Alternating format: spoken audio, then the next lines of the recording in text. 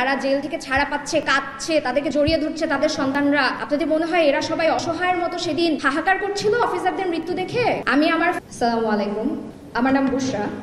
আমার বাবা শহীদ lieutenant colonel Lutfur Rahman Khan. তিনি একজন ডাক্তার ছিলেন, তিনি বিডিআর হাসপাতালে কর্তব্যরত ছিলেন। সেদিন আমরা ভিতরে ছিলাম 36 ঘন্টা, আমি এবং আমার পরিবার আমরা জিম্মি ছিলাম। আমাদেরকে কোয়ার্টার গার্ডে নিয়ে যাওয়া হয়েছিল। আমার অভিজ্ঞতা, সেখানে কমেন্ট সেকশনে আমি একটা কথা পেয়েছিলাম একজনের পক্ষ থেকে, সেটা হচ্ছে যে সেদিন একজন সুবেদার মেজর ছাড়া অন্যরা প্রতিবাদ করেনি, কারণ তারা নিজেদের প্রাণ ভয় ভীত ছিল। তারা কেউ প্রতিবাদ করেনি, কারণ তারা যদি প্রতিবাদ করতো তাহলে নাকি তারা সবাই সেদিন মারা যেত, বাকি অফিসারদের সাথে তারা সবাই মারা যেত। তো এটা থেকে আপনাদের মনের মধ্যে কি ধরনের ছবি ভাসে? আপনাদের কি মনে হয় যে তারা সবাই প্রতিবাদ না করে একরকম বাধ্য হয়ে অস্ত্র নিয়ে তারা দাঁড়িয়েছিল চুপচাপ, তারা দেখছিল অসহায়ের মতো, তারা খুব মনে প্রাণে চাচ্ছিল বাঁচানোর জন্য, কিন্তু তারা বাঁচাতে পারেনি? আপনাদের মনে কি চিত্রটা এরকম? আপনারা যখন সম্প্রচার করেন তারা জেল থেকে ছাড়া পাচ্ছে, কাঁদছে, তাদেরকে জড়িয়ে ধরছে তাদের সন্তানরা, আপনাদের মনে হয় এরা সবাই অসহায়ের মতো সেদিন হাহাকার করছিল অফিসারদের মৃত্যু দেখে? আমি আমার ফার্স্ট হ্যান্ড কাউন্ট, আমার নিজস্ব অভিজ্ঞতা শেয়ার করতে এখানে বসেছি। তারা কেউ প্রতিবাদ করে নাই, এটা অবশ্যই সত্য। যিনি প্রতিবাদ করেছিলেন তিনি শহীদ হয়েছেন, এটাও সত্য। ভেতরে যারা ছিল তারা শুধু প্রতিবাদ করে নাই, এটা তাদের অপরাধ না। তারা স্বতঃস্ফূর্তভাবে অংশগ্রহণ করেছিল। সেদিনের অপরাধ একমাত্র খুন করা না, সেদিনের অপরাধের সাথে অনেক কিছু ছিল। আমি জানি না আপনাদের আসলে এখানে বয়স কত বা আপনারা কতটুকু খবরে দেখেছেন। 2009 সালে যখন 36 ঘন্টা পরে আমাদেরকে ছাড়া হলো, আমরা যখন বের হয়ে আসছি এবং আমরা যখন টিভিতে দেখেছি, আমরা পরবর্তীতে যখন, আমার বয়স এখন 30, আমি এখনো পর্যন্ত কোনো খবর, কোনো লেখা, কোনো নিউজ, আরো ইন্টারভিউ আমি এখনো পর্যন্ত দেখতে পারি না। এবং আমি গর্ব করে বলি আমার নার্ভ যথেষ্ট শক্ত, কারণ আমি যা অভিজ্ঞতা, আমি নিজে যা এক্সপিরিয়েন্স করে আসছি, এটার পরে আমার পক্ষে সম্ভব না কোনো কিছু দেখে সহ্য করা যেটা আপনারা টিভিতে দেখেন। এবং টিভিতে 20%ও আসে নাই ভিতরে যা হচ্ছে। এটা 25শে ফেব্রুয়ারির ঘটনা। সারা সপ্তাহ আমাদের সবার বাবারা ব্যস্ত ছিল। 25শে ফেব্রুয়ারির পরে বিডিআর সপ্তাহ শেষ হওয়ার পরে আমার বাবার আমাকে বইমেলায় নিয়ে যাওয়ার কথা ছিল। সেদিন সকালে আমি আমার বাবার সাথে শেষ কথা বলি। আমার বাবা যখন ফোন করেন বাসায় আমার মাকে, আমার মাও তখন ঘর থেকে, উনি বাসা থেকে বের হয়ে যাচ্ছিলেন, উনি একটা ইউনিভার্সিটিতে একটা পোস্ট গ্রাজুয়েশন করছিলেন। শেষ মুহূর্তে আমার বাবা ফোনটা দেয় এবং আমাকে বলে যে, আমার ডাকনাম প্রমি, আমাকে বলে যে প্রমি তোমার আম্মাকে একটু ফোনটা দাও। শুধু 10 সেকেন্ড এদিক ওদিক হলে আমার মা সেদিন বের হয়ে যেত। সেদিন আমরা বাসায় একা থাকতাম। আমার একটা ছোট ভাই ছিল 6 বছর বয়স, আমরা একা থাকতাম। আমাদের সাথে আমার এক দাদা ছিলেন, আমার বাবার ছোট চাচা যিনি, তিনিও ছিলেন আমাদের বাসায় একজন সাহায্যকারী একজন ছিলেন। ঘটনার দিন 9:30 থেকে আমার সেদিন স্কুল ছুটি ছিল। সেদিন আখেরি চাহার সোমবার ছিল, আমার একেবারে স্পষ্ট মনে আছে।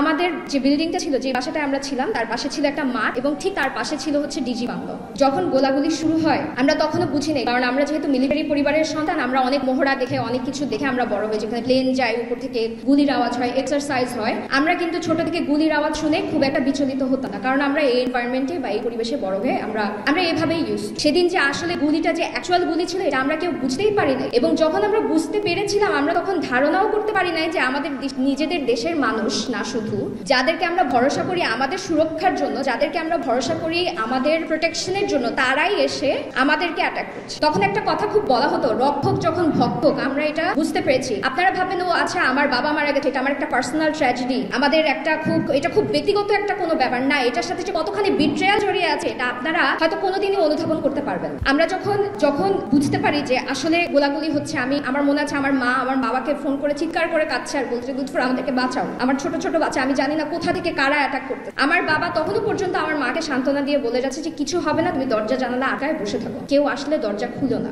আমরা তখনও জানি না আমরা কতখানি বোকা, আমরা কতখানি বিশ্বাস করতাম সবাইকে। আমাদেরকে যখন দরজা খুলে বের করে নিয়ে যাওয়া হয় বা তখন এসে আমাদের দরজায় ধাক্কানো হয়, এবং তারা তো এসে একটু বের হন, আসেন, এভাবে কথা বলে নাই। তারা এসে আমাদেরকে বাসা থেকে টেনে হেঁচড়ে মারতে নিয়ে। আপনি কি একবারের জন্য চিন্তা করতে পারেন যে কি পরিমাণ বিট্রিয়াল এবং কি পরিমাণ বিশ্বাসঘাতকতা আমরা তখন ফিল করছিলাম? ইনাদেরকে আমরা আঙ্কেল ডাকতাম, ইনাদের দিকে আমরা তাকাতাম। আপনি জানেন যখন ছাত্র জনতার গণ অভ্যুত্থান হলো, আপনারা জানেন যে যারা বিশ্বাস করতো তারা আর্মি ট্যাঙ্কের পাশে গিয়ে দাঁড়াতো প্রোটেকশনের জন্য। আমরা তো তখন বুঝতাম না বিডিআর কি, আর্মি কি। যখন আমরা একটা ইউনিফর্ম দেখতাম, একটা উর্দি দেখতাম, তার পাশে গিয়ে দাঁড়াতাম বিশ্বাস করে যে তারা আমাদেরকে প্রোটেক্ট করবে। আমাদের বাসা থেকে আমরা এক কাপড়ে বের হয়েছিলাম। আমরা কোনো টাকা পয়সা নিয়ে বের হই নাই, কোনো গয়নাগাটি নিয়ে বের হই নাই। একটা ব্যাগে করে আমার বাবার জন্য একটা লুঙ্গি, একটা গেঞ্জি এবং আমার মা বাবার সারা জীবনের সার্টিফিকেট গুলো নিয়ে আমরা বের হই। আমার মা পুরাটা সময় তাদেরকে বলছেন যে ভাই, আমার স্বামী, ওনার নাম এটা, উনি আছেন ওখানে, কি হচ্ছে বলেন, কি করবেন। আমরা কি করবো, আমরা কোথায় যাবো, এত গোলাগুলি হচ্ছে। ইভেন একটা গুলি এসে আমাদের 5 তলার বাসার উপরে জানালা ভেদ করে ভিতরে ঢুকে যায়। আপনারা যুদ্ধের সময়কার ঘটনা, আমার মা বাবা খুব ছোট ছিলেন যখন যুদ্ধ হয়, কিন্তু তাদের একটা ইনস্টিংক্ট ছিল।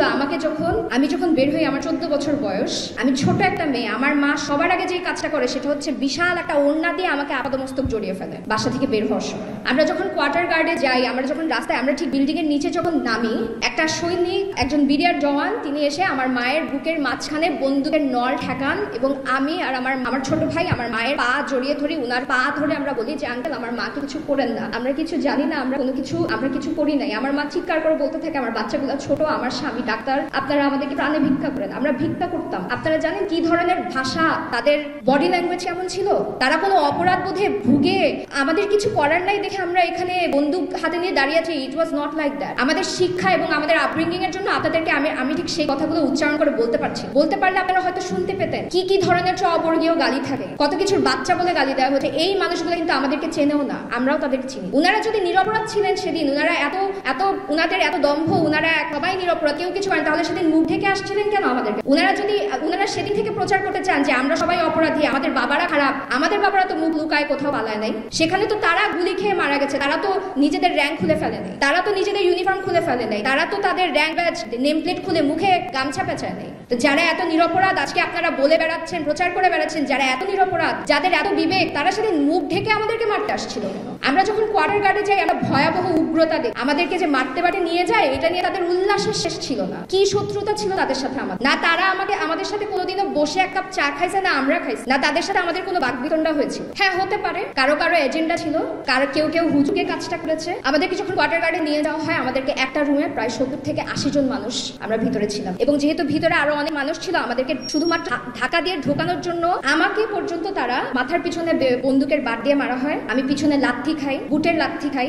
আমার সাথে আমার দাদা যিনি ছিলেন বয়স্ক ব্যক্তি, উনাকে লাথি মারা। আমার মা আপাদমস্তক আবায়া পড়া ছিল। আমার মাকে শুধুমাত্র সামনে দেওয়ার জন্য, 2জন আন্টিকে সামনে দেওয়ার জন্য, আমার বাচ্চা ভাইটাকে সামনে দেওয়ার জন্য আমরা তখন উনাদেরকে সামনে ঠেলে দিয়ে আমাদেরকে পিছন থেকে রীতিমতো ক্যাটেলের মতো, পোল্ট্রির মতো আমাদেরকে একটা রুমে ঢোকানো হচ্ছিল। আমি রুমের ভিতরে ঢুকে কি দেখি জানেন? আমি রুমের ভিতরে ঢুকে এমন মানুষ দেখেছি যারা এভাবে করে দাঁড়িয়ে ছিল, হাতের এখান থেকে মাংস নাই, রক্ত পড়ছে, এলো পাতারি তারা বেয়নেট দিয়ে খুঁচিয়েছে। আমার পাশে একজন আঙ্কেল ছিলেন, আমি একটু নড়লেই উনি হঠাৎ করে বিরক্ত হয়ে উঠতেন। আমি চিন্তা করতেছি যে আমরা কেউ এখানে দাঁড়াতে পারি না, বসতে পারি না, আমি নড়লে উনি বিরক্ত হচ্ছে কেন? আমি যখন সরে গেলাম তখন আমি দেখলাম যে আমি এক ফুল রক্তের মধ্যে বসে আছি। উনি একজন অফিসারও না, উনি কেউ না, উনি একজন অফিসারের বাসায় একজন গেস্ট হিসেবে আসে। তাদেরকে আপনারা নিরপরাধ বলছেন? তারা 5 মিনিট পরে এসে আমাদেরকে খুন করার হুমকি ধামকি ছিল। গ্রেনেডের রিং খুলে তারা সেলের ভিতরে ঢুকে দেওয়ার